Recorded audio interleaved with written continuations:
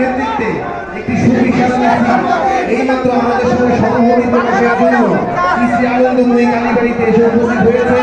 আমরা উদ্বোধনী এবং করতালি মাধ্যমে স্বাগত জানানোর জন্য আমাদের সাম্প্রদায়িক মানুষ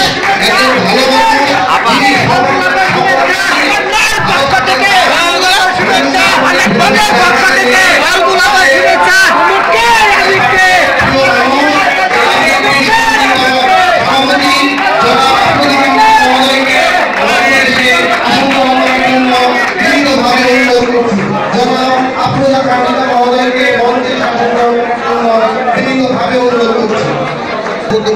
পরিষদ, হিন্দু বৌদ্ধ খ্রিস্টান কল্যাণ ফ্রন্ট এবং অন্যান্য সংগঠনের পক্ষ থেকে ফুল দিয়ে বরণ করে নিচ্ছেন মানিকগঞ্জ জেলা পরিষদের সভাপতি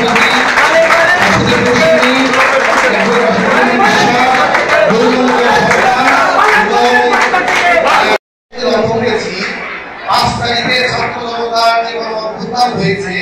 সেই গণ অভ্যুত্থানের পরে বিস্ময়করভাবে আমাদের পাশে এসে দাঁড়িয়েছে বিএনপি, ছাত্র দল, যুব দল, স্বেচ্ছাসেবক দল, বিশেষ করে মানিকগঞ্জের যে দরবার শরীফের সকল প্রকারের ছাত্র শিক্ষকেরা, জামাতি ইসলামের ভাইয়েরা, হেফাজতে ইসলামের ভাইয়েরা, ছাত্র ভাইয়েরা এবং অদ্যাবধি তারা যেভাবে আমাদের মন্দিরগুলো পাহারা দিচ্ছে, আমাদের নিরাপদে 6 তারিখে উনি যখন মানিকগঞ্জ পৌরসভার সহ মানিকগঞ্জ জেলার বিভিন্ন মন্দিরে গিয়েছে তাদের মাঝে তার মূল্যবান বক্তব্য পেশ করছেন। জনাব আফরোজা পণ্ডিতা সকলকে দাঁড়িয়ে অবদান দেওয়ার জন্য অনুরোধ করছি।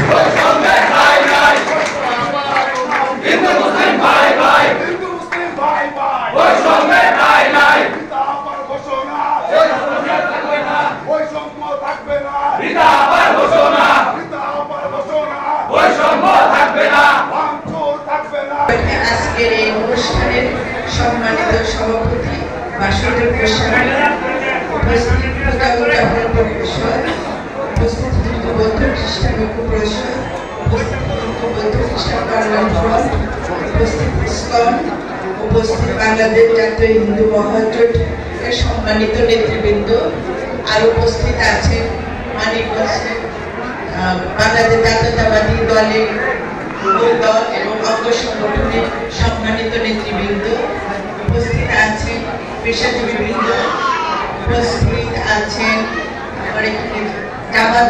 জামাতের নেতৃবৃন্দ এখানে উপস্থিত আছেন, বৈষম্য বিরোধী ছাত্র আন্দোলনের সমন্বয়ক বৃন্দ, উপস্থিত আমার সাংবাদিক ভাইয়েরা, উপস্থিত প্রশাসনের কর্মকর্তা বৃন্দ, সর্বোপরি উপস্থিত আমার হিন্দু সম্প্রদায়ের ভাই ও বোনেরা, সবাইকে আজকে আমার ব্যক্তিগত এবং দলের পক্ষ থেকে শুভেচ্ছা এবং অভিনন্দন জানাচ্ছি।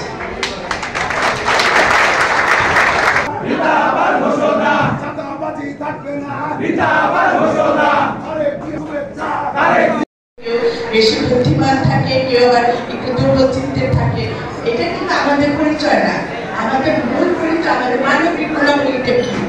মানবিক গুণাবলী দিয়ে কিন্তু একটা মানুষ পরিপূর্ণ মানুষে পরিণত হতে পারে। সে যত ভালো রেজাল্ট করুক, সে ফার্স্ট হতে পারে কাছে, সে অনেক অভিজ্ঞতা সম্পন্ন লোক হতে পারে, কিন্তু তার ভিতরে যদি মানবিক গুণাবলী না থাকে তাহলে সে কিন্তু কোনোভাবে পরিপূর্ণ মানুষ না। তাকে পরিপূর্ণ মানুষ হতে গেলে প্রত্যেকটা মানুষের ভিতরে মানবিক গুণাবলী থাকতে হবে। মেধা কম থাকতে পারে, কিন্তু তার ভিতরে যদি পরিপূর্ণ মানবিক গুণাবলী থাকে সে কিন্তু পৃথিবীর শ্রেষ্ঠ ব্যক্তিতে পরিণত হবে। আমাদের সবাইকে ভিতর থেকে হিংসা বিদ্বেষ সব দূর করে ফেলতে হবে।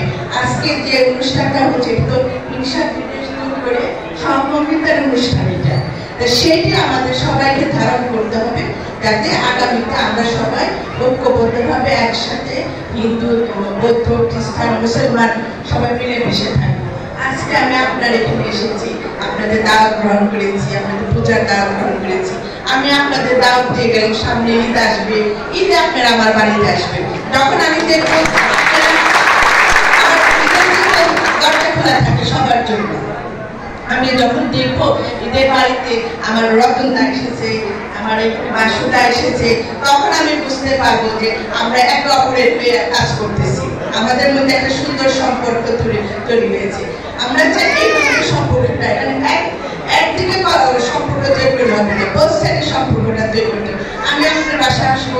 আপনি আমার বাসায় যাবেন, আপনাদের নাড়ু আমি খাবো, আপনারা আমার সেবাই খাবেন, এভাবে তো আমাদের সুন্দর সম্পর্ক তৈরি হবে। এই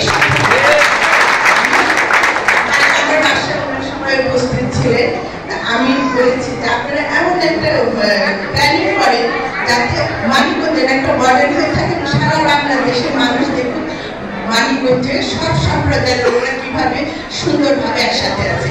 এটা আমরা তৈরি করতে চাই। আমাদের কাছ থেকে, মানিকগঞ্জ থেকে, আপনাদের কাছ থেকে সবাই শিক্ষা নিচ্ছে আগামীতে আমরা কিভাবে ভাই একে অপরের ভাই হয়ে থাকবো এবং ধর্মের মধ্যে থেকে আমরা মানবিক গুণাবলী নিয়ে সবাই একসাথে থাকবো। এটা আমাদের মূল লক্ষ্য থাকবে।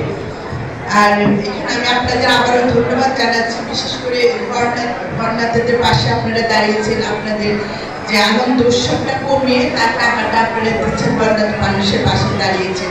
এটা আমি আবারও আমার দলের আমার ব্যক্তিগত পক্ষ থেকে আপনাদের ধন্যবাদ এবং কৃতজ্ঞতা জানাচ্ছি।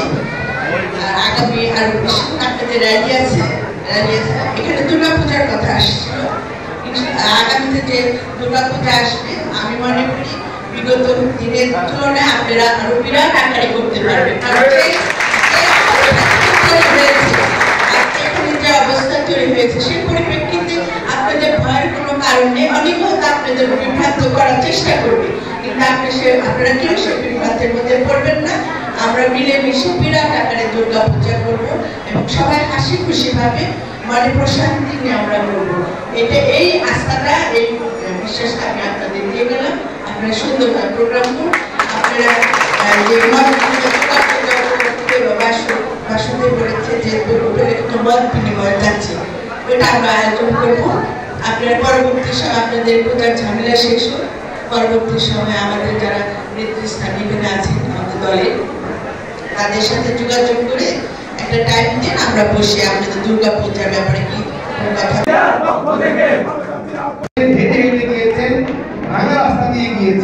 গিয়ে বলেছেন আপনাদের সকল নিরাপত্তার দায়িত্ব আমাদের, আপনারা নির্ভয়ে থাকবেন। সেদিন থেকে মানিকগঞ্জ জেলার প্রত্যেকটি হিন্দু সম্প্রদায়ের মানুষ নির্ভয়ে নিরাপদে মানিকগঞ্জে বসবাস করছে। মানিকগঞ্জে কোনো সাম্প্রদায়িক সহিংসতার ঘটনা ঘটেনি। যে 4টি ঘটনা ঘটেছে সেটি রাতের আধারে ঘটেছে। রাতের আধারে মন্দিরের মূর্তির মাথা নিয়ে দেওয়া হয়েছে, হাত ভেঙে দেওয়া হয়েছে।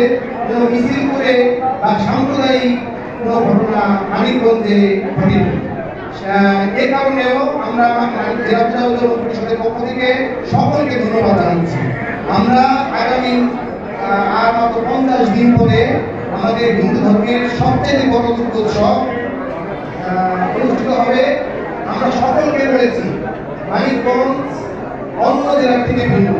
মানিকগঞ্জে গতবার যতগুলো পূজা ছিল এবারও ঠিক ততগুলো পূজাই করতে হবে, পারলে পরিমাণে সেই সংখ্যাটি বাড়াতে হবে। যদি আর্থিক উন্নয়ন থাকে সেক্ষেত্রে আমাদের লাইন বা ডেকোরেশন কমাতে পারে, পূজা কমানোর কোনো সুযোগ আমাদের নেই এবং আমাদেরকে প্রমাণ করতে হবে। আমাদের পাশে যেমন সকল রাজনৈতিক দল এসে দাঁড়িয়েছে।